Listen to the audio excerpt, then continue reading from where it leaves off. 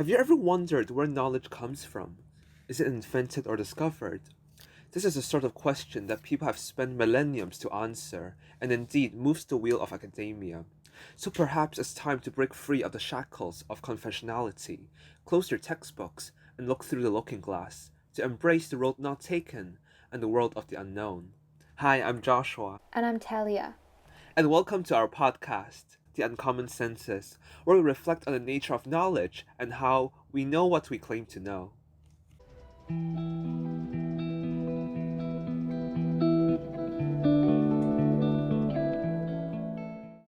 So, hi everyone. Once again, welcome to our podcast.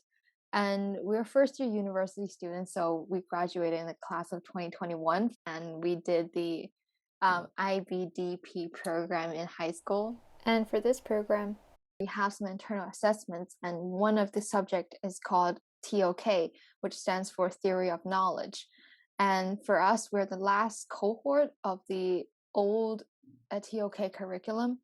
But we think we still have some useful advices for like the current IBDP students, and we would love to share our experiences. So this TOK course is a mandatory course in IB. You have to take it no matter what.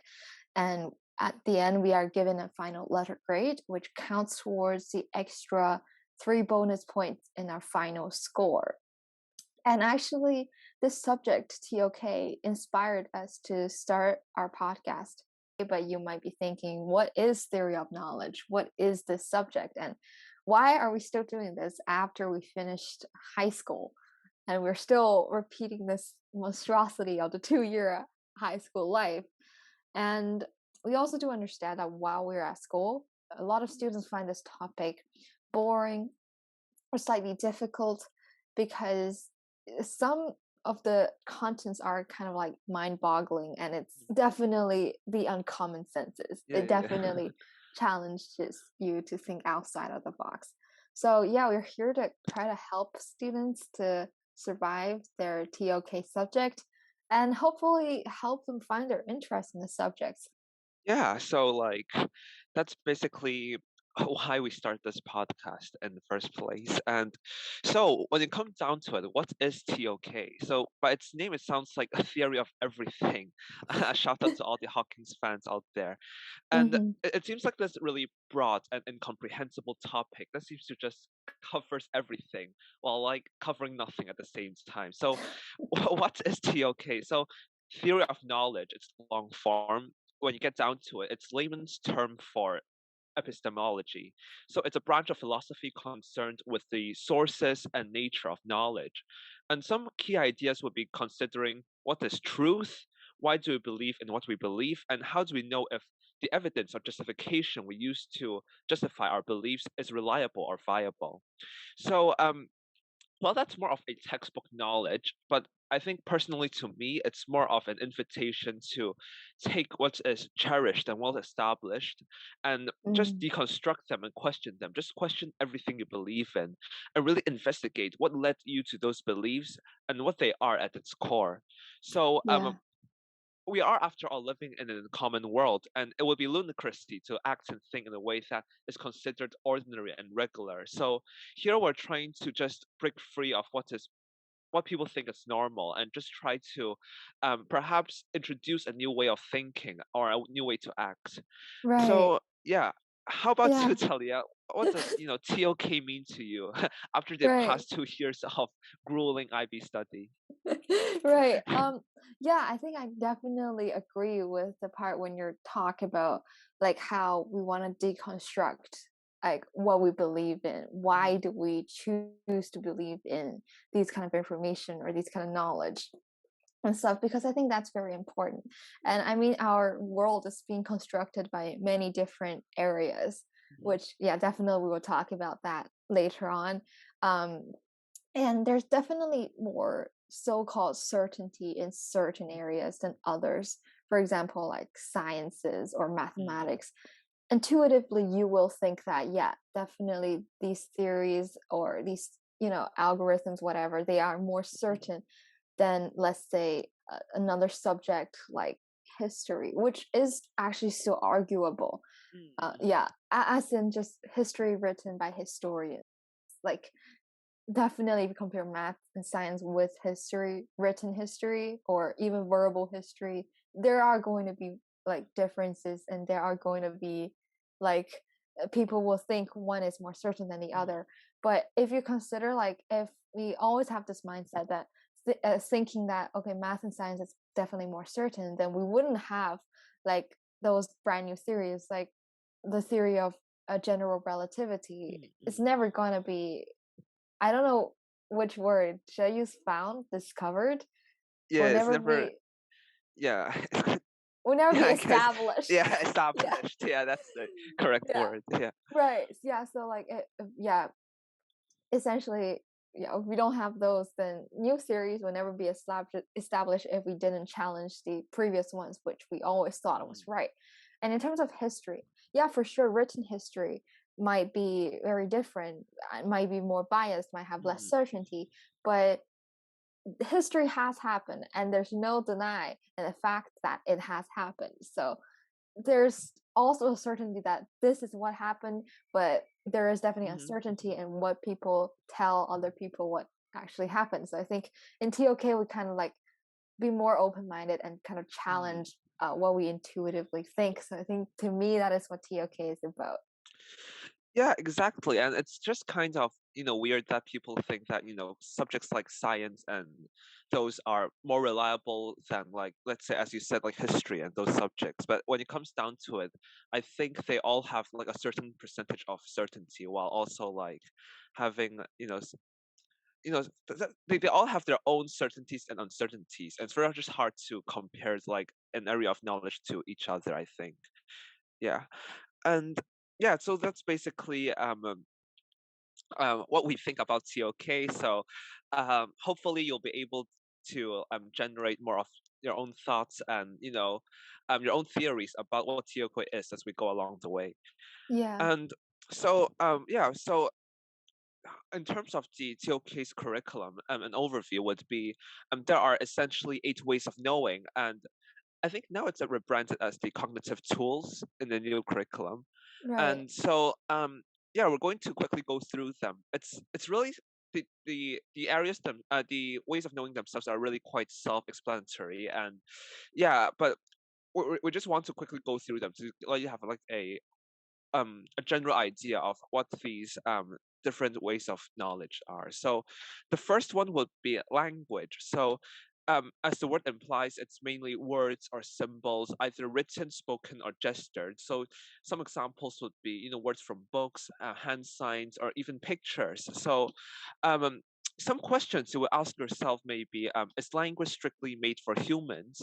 So what do you think about this, Telia? Yeah, I think like language itself, if you just think of the word, it's pretty much yeah, everyone knows what language is. We are speaking, communicating using language every day. But to jump outside of the box, if you're, yeah, you can definitely think, is language strictly made for humans? Are our spoken language the only thing that can be categorized as language? Because right now we have something like computer science languages. Are those languages as well? And also you can also think about like the rules within the languages, all the grammar things, because I feel like computer science languages are somewhat more organized than the spoken language grammar, because it's weird and yeah, it doesn't really make too much sense. But computer science language is probably more logical. And you can also think about whether your language shape what you know, because there's certain words, because yeah, basically both of us speak like Cantonese, Mandarin, and English, and we will always find like there's certain words that we can find in Chinese, but not necessarily in English. And well, these differences in languages and these different words in languages shape what we know, and or anything like that. I think it's something very interesting that we can discuss with language, perhaps in future episodes.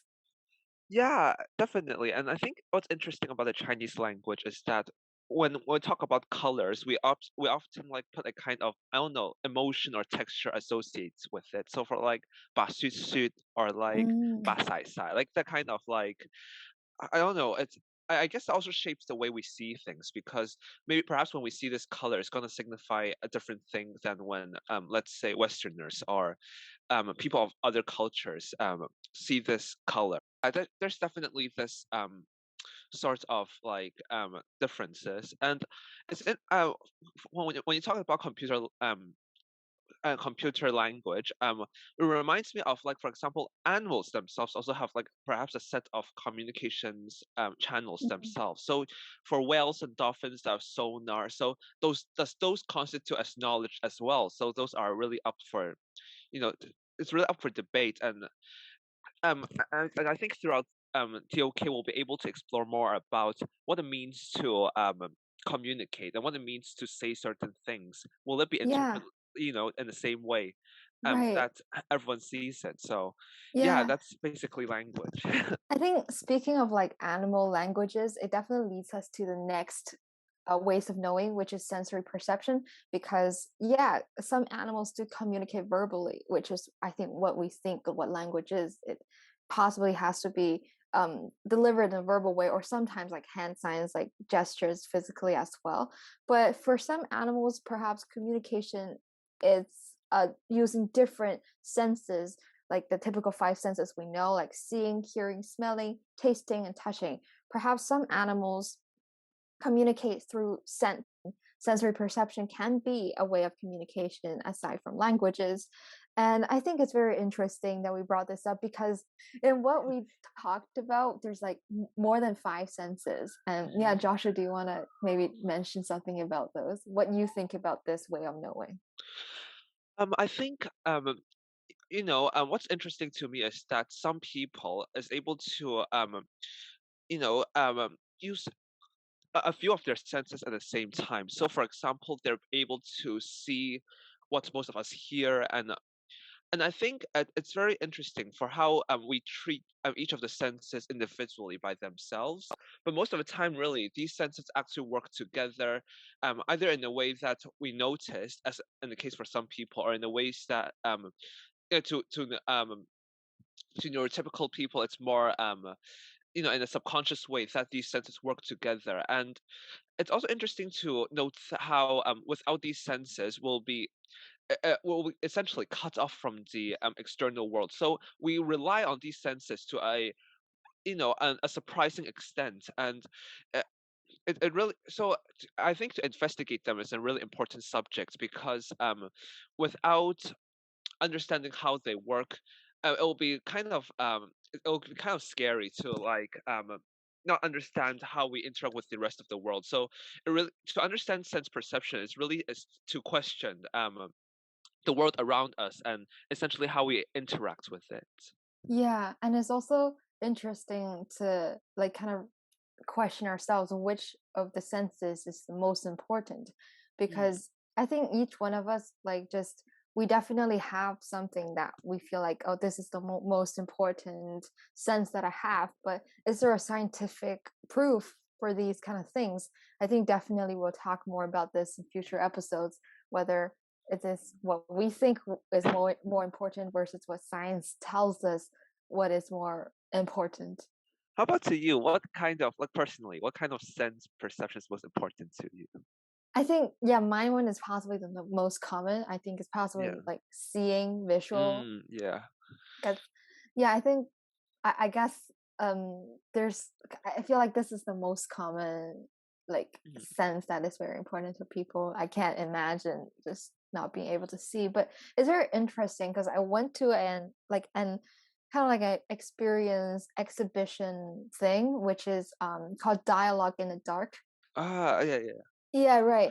So basically, you're kind of like you're not blindfolded. You're in a completely dark environment. There's no light, and you just go in, and then you do the normal things that you regularly do, like you how to go to a park, feel Mm, the signs, or like you go to uh the seaside. You take a trip on the ship mm, to like some places, and you go Yeah. on to the football field and play football, whatever.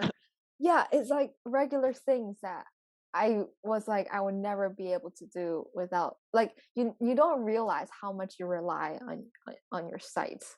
Yeah, I think it's just brand new experience. And also it brings back to the topic that and the question that we're asking all along is seeing believing. So Yeah.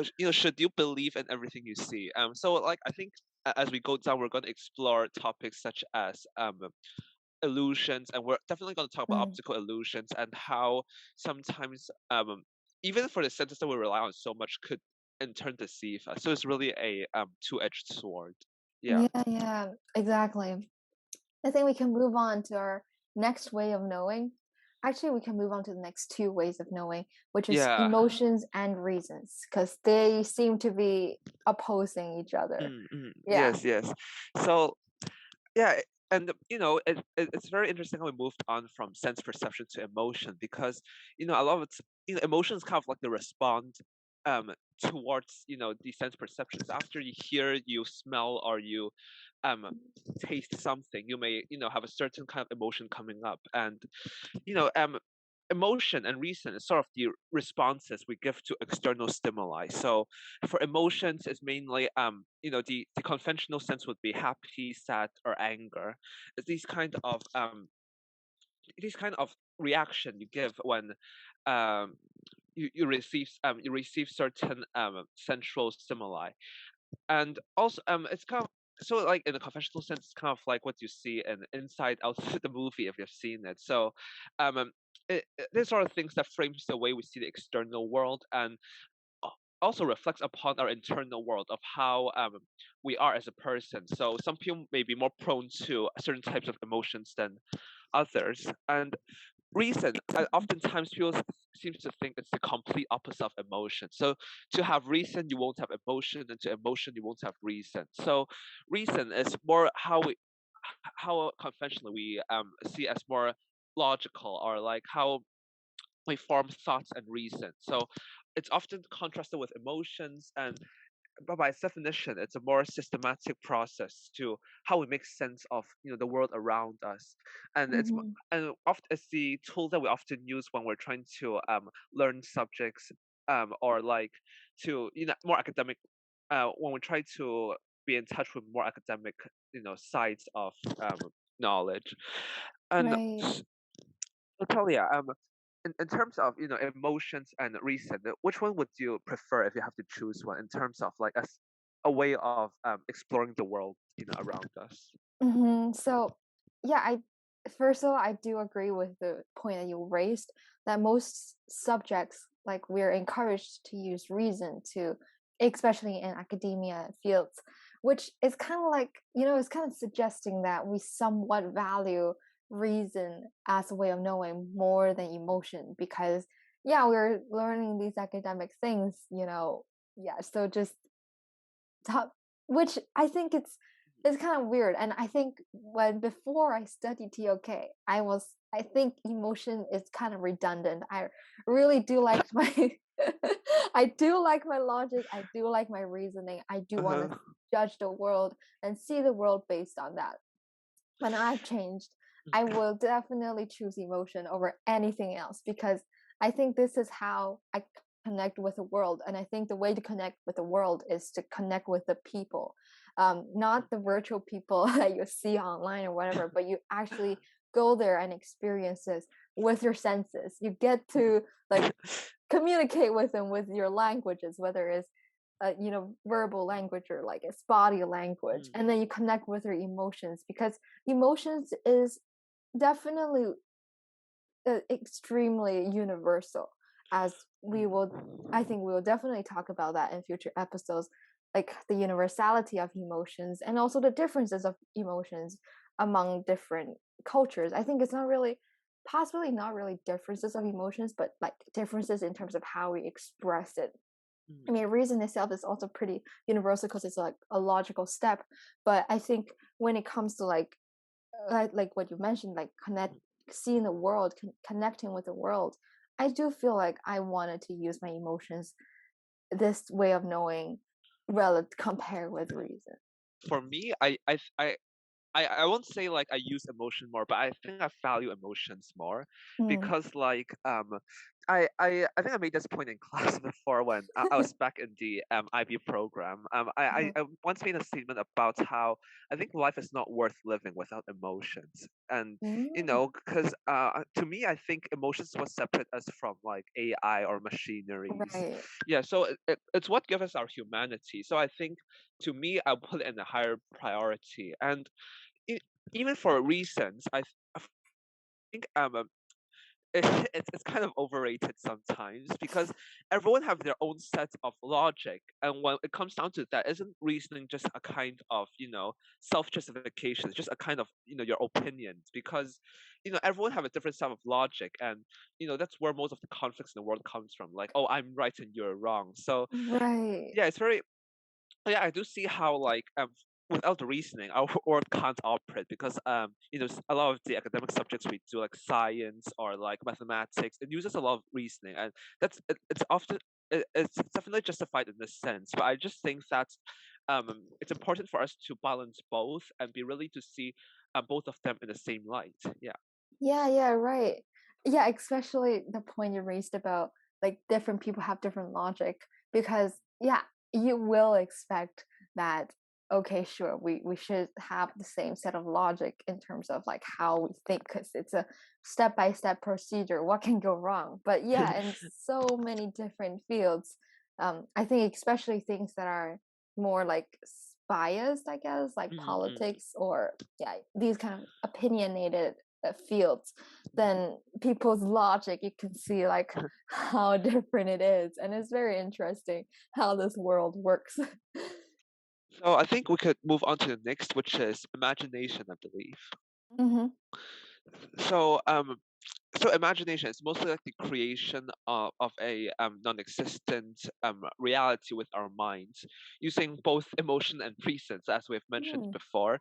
So the reason why we say uses both of them is because think about it. For often time when we construct a imaginary world or a imaginary scenario, it has a lot to do with how we're feeling at the time. So for example, when we're feeling anxious or panicky, perhaps we'll be thinking of the worst case scenario. But when we're perhaps feeling more happy or optimistic, we'll perhaps think of a better world, a more idealistic view of reality. So and of course you have to use reasoning in when you're trying to construct an imaginary scenario or world, because you still have to, even though it's imagination, you still kind of have to make sense of it. At least it still has to make sense to you. So Hmm. in that sense, you know, it also uses reason in this sense. So Yeah. um, by definition, it's just the innovative thinking and to make sense of the unknown. So, Talia, and when you're thinking about like when you're creating an imaginary scenario, or when you're thinking about things that are you know transcends reality with your mind, and do you think you're more optimistic or pessimistic? Do you think you're thinking of a best case scenario or worst case scenario? Possibly both. Yeah, I think it's Yeah. important for you to have a best case scenario and also like a worst case scenario. I mean, if you think of both, that's pretty much you're using a lot of like reason and logic to consider things, right? And I think like in terms of when I use this imagination as a way of knowing is possibly when I write. Like previously I used to write um some kind of like short stories and things, Hmm. and I definitely use my imagination, oh god.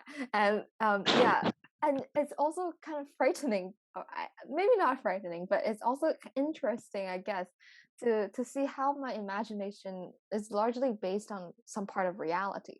Like it's basically things that possibly has happened around me, or things that I kind of already have felt like subconsciously or consciously, and then I create that world back on paper, back in words. I think yeah, imagination can be largely based on reality as well. And I think we always have this thing like when you're young or when you're a kid, you have a lot of imagination. You think a lot of weird things, and when you're older you kind of have more of this reality side and your imagination dies away. Yeah. Exactly, but like I think even when we are grown up, I think imagination, even though as you said, like now people like kind of uses it as much, but I think imagination is still very important in the sense that, quite oftentimes in history or in science, we're met with fields that are unknown to us, that are mysterious, and we have no way of knowing. So I Mm. think a way of how people fill that gap or to like make sense of those unknown is to use imagination to kind of like imagine like, oh, what is a possible solution? And oftentimes, through trial and error and such, we kind of stumble along to the right answer. So Yeah. I think definitely imagination has a very large part of innovative thinking and how we think of solutions and how Mm. we think of about filling in the gaps of the unknown. Yeah. Right, especially the point you raised about like how we need to use imagination and to find solutions, because Mm. yeah, we used to be very interested in astrology, no, Yeah. astronomy. Oh my gosh, very different things, folks. Yes, I mean, Yeah. yeah, we used to be very Yeah. interested in astronomy, and like, so astronomy definitely will touch upon physics. And yeah, I remember like there are ideas such as the fourth dimension, wormholes, all of these Mm. things, how we can just, how does that even exist? That's somewhat completely against our logic and reasoning, because we just can't comprehend that quantum physics field realm kind of situation. But Yeah. you definitely need some imagination to picture what those are, and definitely they're backed up by reasonings as well, because yeah, it's astronomy, and you need reasoning in the scientific field. But yeah, you also need to kind of have this imagination of how this fourth dimension situation work, or Mm. how these kind of work. You need some kind of imagination to think about that. So I think that's very interesting. And I think in all ways of knowing, we always ask ourselves this question, like which way of knowing is more reliable than the others. Mm. Mm. And I think the last three ways of knowing, which we will talk about, I think definitely, yeah, we're definitely able to like question which one is more reliable, relatively comparing all of these eight. So yeah, I think we can combine the next three, because yeah, they're kind of like similar but Mm. not Mm. really.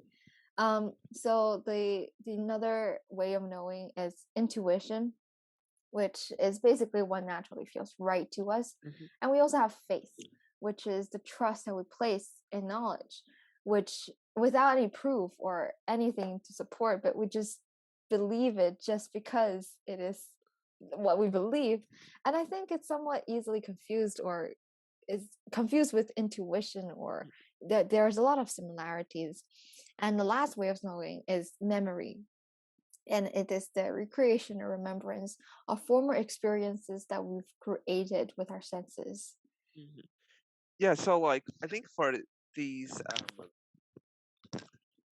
three, it's very interesting because as you said, like these are kind of comparable because to I guess like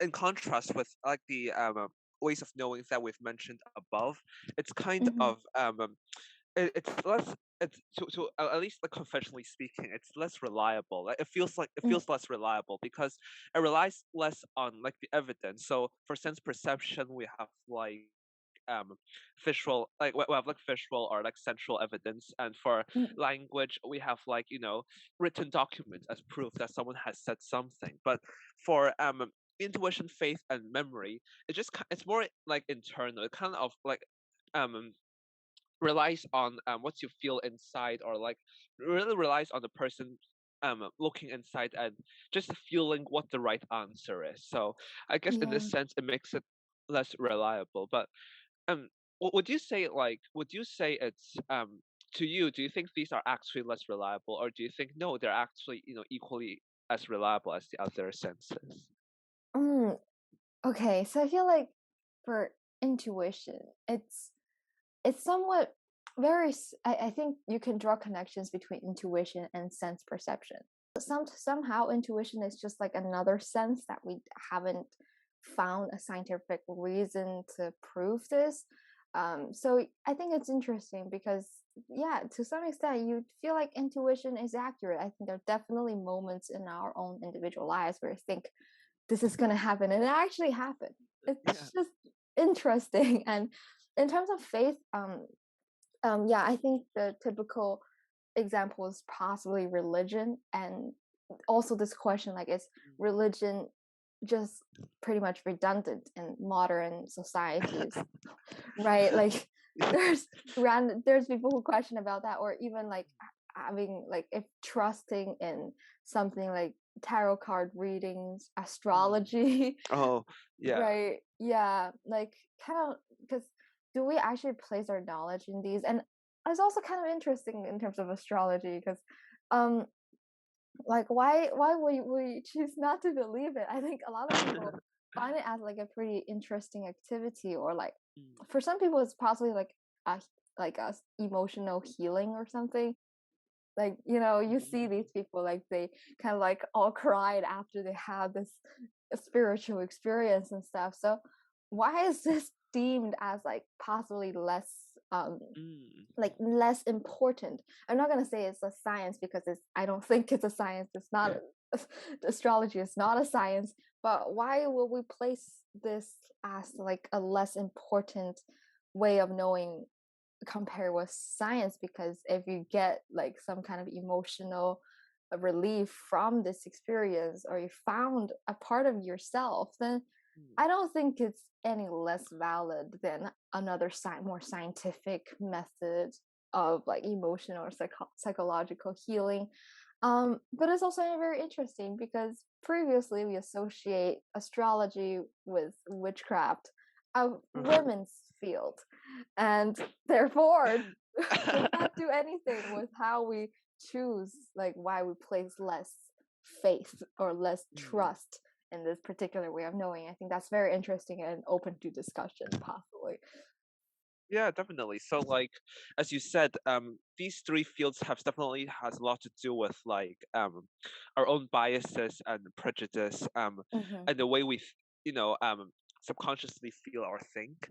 And Yeah. I think that also relates to like the last part where we talk about memory. So it's like the recreation and remembrance of former experiences that we've created through our senses. So I think there's this experiment called the car crash experiment. So, um, the brief idea is that some participants will be placed to witness like a car crash scene, and afterwards they'll be asked certain questions in order to like rate the level of severity of the car crash. And what's interesting is that the people realize.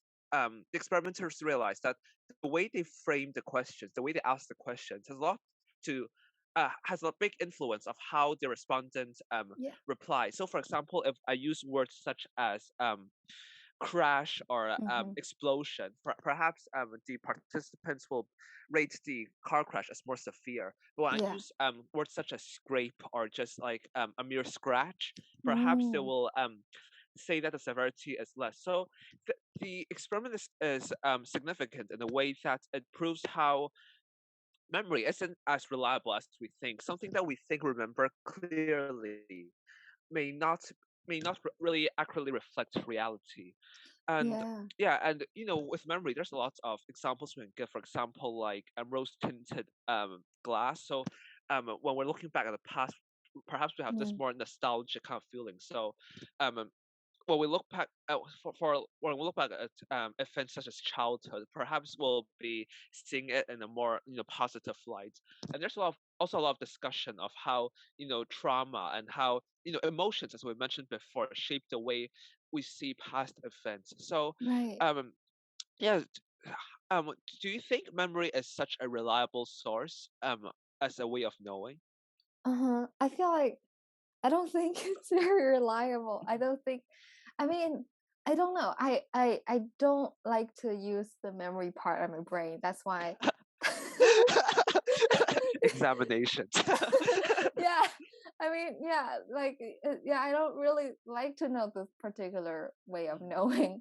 As in, because I'm doing computer science, at least that's my intention. I wanted to Mm-hmm. declare that particular major. So you really don't use that much memory because I feel like a computer should be able to do that. So yeah, Exactly. Like it yeah, also reflects upon our educational system of how, like, in yeah, Hong Kong they stress they really put focus on learning through memorization, right, memorize this, memorize that, and yeah, really try to like just memorize the entire textbook and be able to apply that right, during exams. But I don't think that actually reflects upon real life right, workplace, or like how a person survives in society. Because if a computer or a calculator is able to do um what your brain what you can remember, so what's even the point of spending so much time and effort in remembering a specific fact?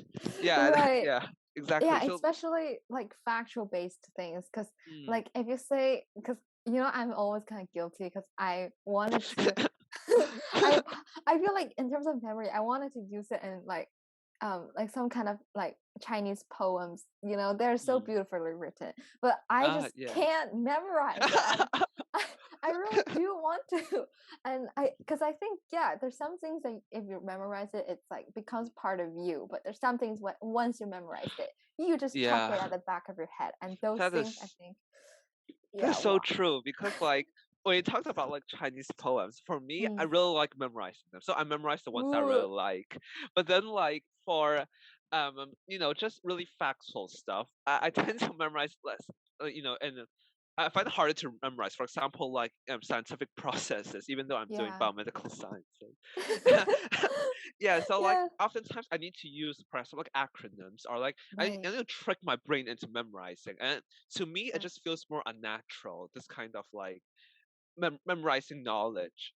But Yeah. I guess memory can also have like it can also transcend just memorizing textbook. It can also be used in just recalling former events, oral history, for example, like Right. how our family members always talk about the good old days, and Yeah, yeah. how they talk about like what happened before. And sometimes when it's the only way for us to get to know of a former world, a world that does not exist anymore. For example, like 1950s, 1960s Hong Kong. It's sort of the only Mm. way how we can record this type of history that lacks written evidence, or it lacks but more material evidence to justify its existence.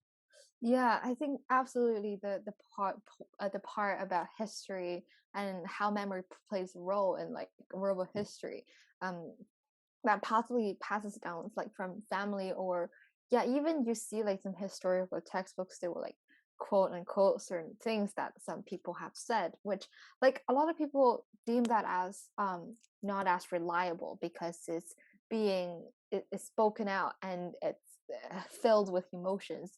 But you also kind of question like is it like why is it when it's filled with emotions that it makes it less valid? Because I think in a lot of historical events, the trauma is real, and the trauma that stays is the Mhm. emotional trauma, and therefore it's not just this is what happened, but it's also how you feel as a human being. I think emotions is an important factor, is an important way of knowing in like a subject such as history, even though like some people try to strip that away and think it's unreliable because it's being sugar coated or affected uh, by someone's emotions. But I think that actually makes it adds another dimension to that particular event, historical event. Mm. And like, yeah, definitely. So, I think we've around like we have talked about, like, throughout our session just now, we talked about language, sense perception, emotions, reason, imagination, intuition, faith, and memory. So, I think that's about some the kind of different tools we use to be in contact with reality, the kind of tools we Yeah, use to explore the world around us, or to reflect within. yeah, So, right. now have all the tools to like explore. We have all the tools. We have went through all the tools that we use to like gain knowledge. Let's talk about like the different areas of knowledge, the different fields of knowledge that we gain through these tools. So when we talk about the old curriculum, the curriculum we did back in our IBDP, oh my gosh, that makes it sound old. Um, it, those are mathematics, the natural sciences, the human sciences, the arts, history, ethics, religious knowledge systems, and indigenous knowledge systems. So, Yeah. for us, at least, what our school did is that we focused more on I think natural sciences, a bit of the arts. I don't know. It has been so long already, but Yeah. for what we remember is that we focused less on ethics, religious knowledge systems, and indigenous knowledge systems, and mostly we just kind of explore our school academic subjects and to really understand how knowledge works and how knowledge comes from within those fields. Yeah. Yeah. And so in terms of the new curriculum, I think it's going to start in 2022. We have human sciences, history, math, the arts, and natural sciences. Um, so it's more focused on the areas of knowledge in academic subjects. But to be honest, from our personal experience, it's definitely much easier for you to grasp, and Mm. it's less controversial in some sense. But I think they actually moved these the other the other three areas of knowledge, like what previously in the old curriculum, what Joshua Mm. mentioned, to something called optional themes, Mm. which is knowledge and language, knowledge and technology, knowledge and politics, knowledge and religion, and knowledge and indigenous societies. And I think schools are required to choose two to study. And honestly, I feel like most schools are going to choose knowledge and language and technology, because the other three are a little Mm. bit hard for you to not just, gain points in exams, but when you're writing the essay or you're doing the exhibition right now. But I think it's much harder for you to have a discussion without having raising too much controversies. Yeah. Yeah, so I would say not much has changed, but they're just kind of like in different names. And so I do understand that I think in new curriculum, they didn't really put too much emphasis on the ways of knowing, which we just spent quite a long time like discussing about it, because I think that's kind of how we learned, because we just talked about the different ways of knowing and incorporated our areas of knowledge into them. And now it's called the cognitive tools, which I think it's somewhat not really assessed in assessments, but I think it's we're not here for exams, okay? Like Yeah. we're not here just for exams. We're here for, we really do want to share what we've learned. And I Mm. think for sure, because of the new curriculum, and we do want to help the upcoming IB students. Uh, we do want to help those of you who are in the IB curriculum. Mm. So we will try our best to incorporate in as much areas of knowledge into these cognitive tools, and Mm. possibly there's an overlap. There, nothing much has changed, honestly. So yeah, I hope we can be there to like help and everything. So I think we can possibly briefly mention about the exams because it's still Mm. important. Yeah. So yeah, Joshua, do you want to talk about what we did? Um, so far exams, if I remember correctly, I think we did like we have an essay which is externally assessed, and it's around 1,600 words, I Mm-hmm. believe, and Mm-hmm. it's 33% of our final grade, and it just for us it's picking one essay title out of six, which is given by the IB organization, and and other thing we had to do was a 10 minutes individual or a group TOK presentation, which we have to come up with our own knowledge question that we want to investigate. So for our group, we did is art a language? So Mm-hmm. um, I think a criteria for the knowledge question is that you kind of have to choose like a way of knowing that you of your liking, and you also have to choose a area of knowledge that you want to Mm-hmm. do. So for us, we chose art and also language. Right. Tell you, what do you do for your group? Yeah, we also did something related to the arts. Mm. I don't really remember the title, but yeah, we were like something about judging art, like the value of art, because you see some like postmodern artwork and they're weird. Like what the heck? And they're sold like $1,000,000, and you just Ah, kind of you just kind of question like, what is art? Like this is anything in art as long as you give a meaning to it. I think you said it in one of the classes, but yeah. yes, Oh my god. The yeah. modern artists will go after me. Yeah, but it's so well put and it's so true. So we did something like that, and like how do we give an artwork a value? Is it like, do we have to judge it subjectively or objectively? Mm, And does like monetary value kind of give the artwork actual value? And all those kind of things involving the arts. And we also touched a little bit upon the differences between like Western and Eastern artwork, I think. mm. Yeah, so I would say art is a pretty good um area of knowledge to pick because you have a lot of room to discuss it. You don't have to be an Recommendation: artist. choose art. Yeah, choose art. Yeah, because you don't have to be an artist to judge art. Mm. Like I think it's like every human being can do art, but whether you're doing it nicely, whether you have the technical skills to communicate what you want to communicate and art skill out, Mm. okay, you need some kind of training in terms of that experience. And yeah, What do you honestly, think about listen. that? Like, Right. sorry, go on. Yeah. Okay.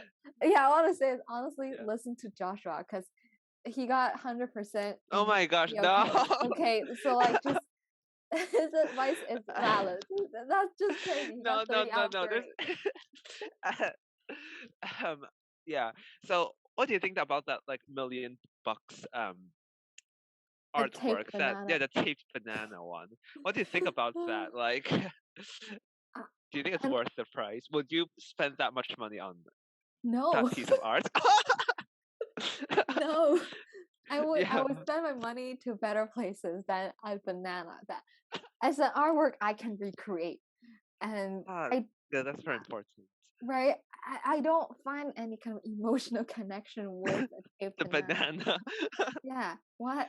so I would not do that. You Yeah. know, that's very true. Like, is artwork still artworks if you're able to like recreate them? Mhm. I mean, like stroke per stroke or like parts by parts. Like, if you're Yeah. able to recreate an artwork, even with like technology now, perhaps we can Yeah. redraw the Mona Lisa in our own Yeah. way. Does that Right. mean does that make the original artwork less, meaningful? So I think those are Yeah. definitely topics that we will cover when we're exploring like art and what it means to create art or to receive art. Yeah. Okay. So maybe I can talk about the changes in the new curriculum. Mm, mm, So right now they still do have that TOK essay, which is externally assessed. I think it's around the same length, and it's around mhm. 66% of the final grades. It's like 2/3 of it, Wow. and yeah. So you also do pick um one title out of the 6 prescribed titles that they give you, which honestly I looked at the new curriculums topics and they're very similar to what we did. I think Mm, every single year they have some similarities. And I think you have to write with the examples from the 6 areas of knowledge and a new curriculum, and you have to choose 2. And you can also have references to other areas as well. mm, So that was the essay, and then they now, instead of a presentation, they have something called a TOK exhibition, which is internally assessed. And I think you have to come up with 3 objects, and you have to have some commentaries to demonstrate how TOK ideas can manifest in these objects, and so like how TOK can manifest in the world around us, which I think in both of the new and old curriculum, they all try to encourage us to relate TOK to the world, to real life situations, to everything that we see every single day, to all of these kind of things. Previously, we might have some more emphasis on the different ways of knowing, which is now the cognitive tools. And now they put more emphasis just simply on the areas of knowledge and they do something with like you have to try it and justify it in different points of views. At least you're expected to do so and to link it with the world around us. So I think that's the differences between the old and new curriculum. And nothing too much has changed. So I think we are still able to kind of offer you some help. Yeah, and I just think it's quite interesting that they just kind of didn't really do too much with the ways of knowing anymore, because I think it's definitely very interesting, and it definitely includes so many things about the world around us concept, because yeah, all of those things that we previously talked about, those 8 ways of knowings, they definitely can manifest in, and they definitely live in the world around us, and we can all kind of see that in day-to-day lives. So I think it's so important to kind of have that in mind and stuff. So yeah, these are like the new curriculum that I got from the IB website, and also a video that I watched. So I possibly will link them in the description. But yeah, if there's any like changes, yeah, I will keep looking at the new curriculum and keep people updated, because I haven't done a new curriculum. Yeah. And what you said about like them doing less, ways of knowing and more on the areas of knowledge, I think it's really kind of sad, because back in our old curriculum, on this rant of the good old days, we really put a lot of emphasis on I think most of our class centered around the ways of knowing. So like we started off with sense perception, how we see reality and all that kind of stuff. And then we kind of, went down to like language, emotions, and like we went through each of them. And I think in some sense it's like a very core part of the curriculum, because without knowing how knowledge, in order to know how knowledge comes from, you must know how we acquire knowledge. I know it's kind of like a loop, like logic, but then like you get what I mean, like it's kind of like most of the curriculum. So yeah, I do think that emphasis should still be put on like ways of knowing. Yeah, exactly. And I mean the whole thing on TOK, like the definition, it's on TOK, like what is TOK? It's basically like reflect on the nature of knowledge and on how we know what we claim to know. So that's essentially what the ways of knowing do. Exactly. Yeah, but I think for us, we to incorporate that in the newer curriculum, we will definitely link them more with the areas of knowledge in the new curriculum. The reason why I feel like the new curriculum that has kind of like some emphasis on areas of knowledge is that like these subjects, these areas, you study them every single day in school, right? You do math, you do science, you do some like human sciences, you do all of those things. So I don't know, like I don't know how they're doing it in the new curriculum. Maybe we can have a look instead of just judging based on our biases. Oh my gosh, yeah, we're judging a book by its cover. Yeah, but yeah, so, because we're pretty old, so we're always reminiscing about the past. Right. So excuse us for this part. Yeah, okay. I think we can like just connect with what I previously mentioned. We wanted to create this podcast to help those of you guys who are currently doing in the IB curriculum. So right now you're possibly in 11th grade and studying this. So we do want to give you some of the ideas, and because I do understand in the essays exhibitions you need something of your own, you need some real life situations, you need to find points from your day-to-day life. So we do want to give you some of like what we've learned and our opinions, our personal research to you guys, so then you know what to do when it comes to exams, and also definitely make TOK more enjoyable, because I do know that there's some people, and I don't want to say our school, because can we trash talk about our school? I guess so. It'll be too late to expel us at this point. Yeah, I mean, there's some super cool teachers, and there are some teachers that are not as cool, and they, and I get it. Like, yeah, TOK is not like a subject that's like counts for 7 point maximum. It just counts for 2 points or something like that. So Hmm. yeah, they don't really put that much emphasis on TOK.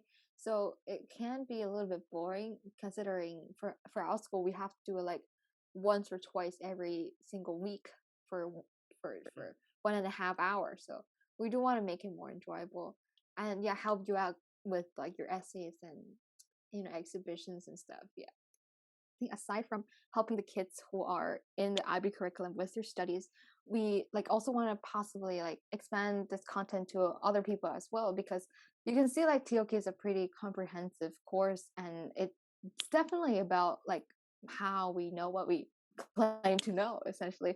That's a pretty good summary for it. And there's a lot of different fields that include around it, such as philosophy, psychology, or even like some kind of social discussions. So we definitely do want to make this course that we find very valuable become more accessible for other high school kids or just anyone who's interested in these specific fields who wants to know a little bit more about them. Yeah, from like, our casual conversations. And I think most importantly, I think for our goal is we want to evoke thinking from for different people because like we want people to see the world beyond our so-called common senses and kind of see just to what extent is our common senses very common Mm. because I think we talk about common sense every day and we feel like it's common sense to think ABCD, but you always kind of realize that among people there is not very common, and that's where like we have a lot of different clashes.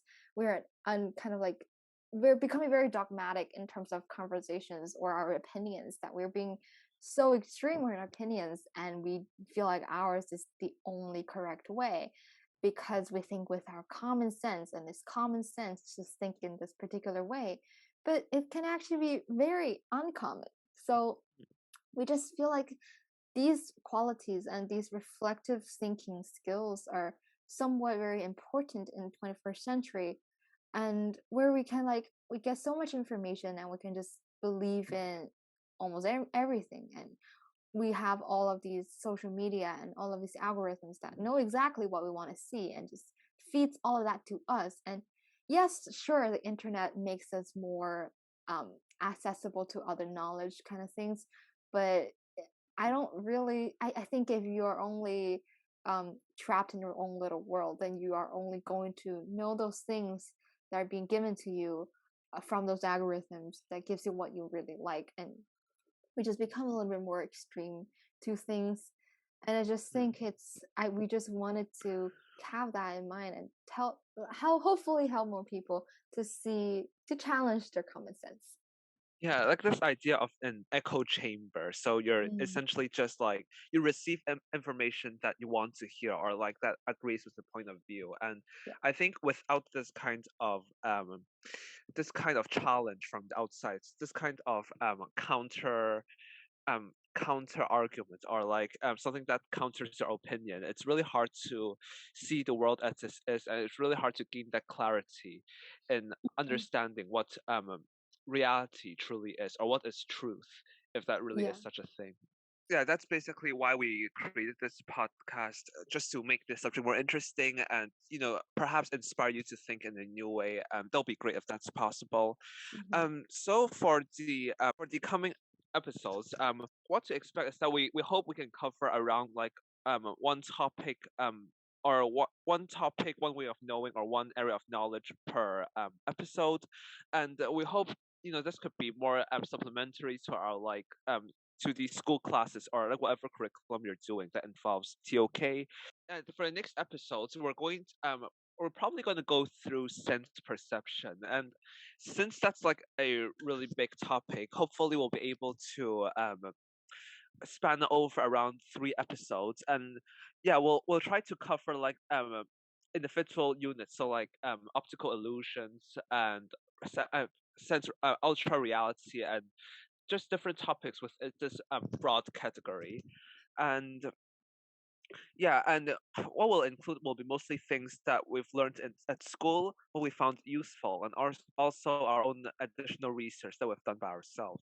We hope that this podcast will be helpful to you, and do keep on the lookout for new episodes.